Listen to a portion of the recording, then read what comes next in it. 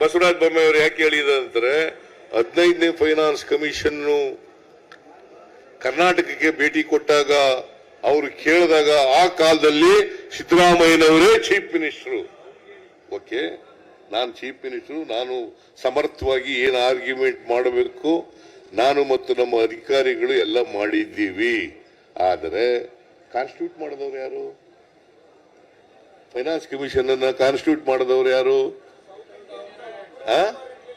ಯಾರ್ರೀ?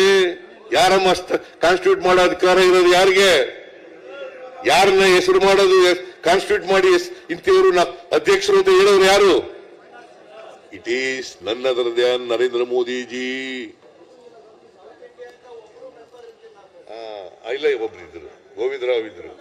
ಅಲ್ಲ, ಇದ್ರ 15ರಲ್ಲಿ ಇರ್ಲಿಲ್ಲ, 14ರಲ್ಲಿ ಗೋವಿಂದರಾವ್ ಇದ್ರು.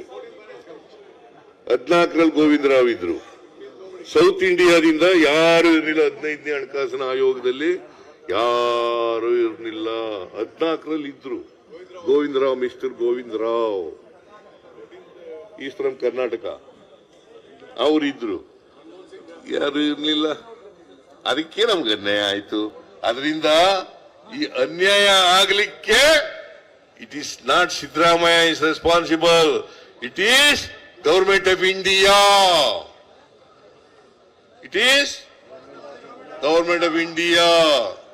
It is none other than our Prime Minister of the country, Sri Narendra Modi ji.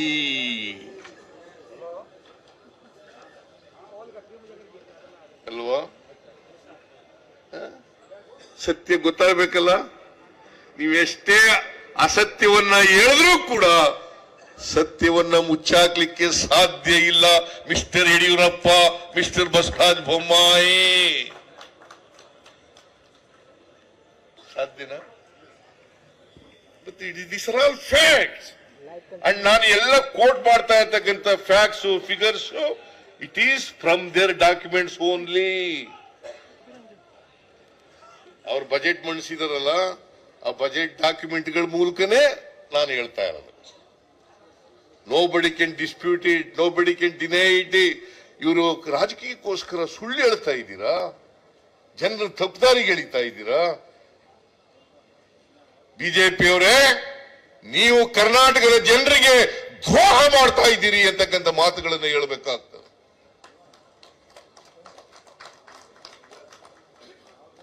BJP ಸರ್ಕಾರ ನಮಗೆ ಮಲ್ತಾಯಿ ಧೋರಣೆಯನ್ನು ಮಾಡ್ತಾ ಇದೆ. ಇವರೆಲ್ಲ ಎಂಪಿಗಳು, ಮಿನಿಸ್ಟ್ರಿಗಳು, ಬಿಜೆಪಿ ಲೀಡರ್ಗಳು ಎಲ್ಲರೂ ಕೂಡ ಕರ್ನಾಟಕದ ಜನರಿಗೆ ದ್ರೋಹ ಮಾಡ್ತಾ ಇದ್ದಾರೆ.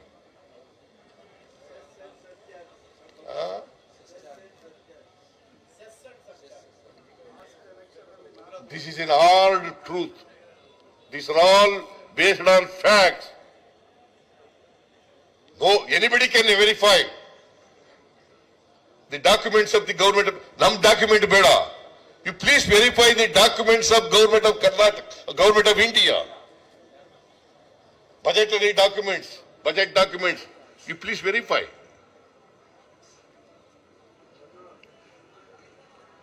ಅದರಿಂದ ಇಷ್ಟೆಲ್ಲ ಅನ್ಯಾಯ ಆಯ್ತಲ್ಲ ನಮಗೆ. ಇಷ್ಟ ಅನ್ಯಾಯ ಆಯ್ತಾ? ಒಟ್ಟು ಅನ್ಯಾಯ ಆಗಿರೋದು ನಮಗೆ 1,87,787 ಕೋಟಿ.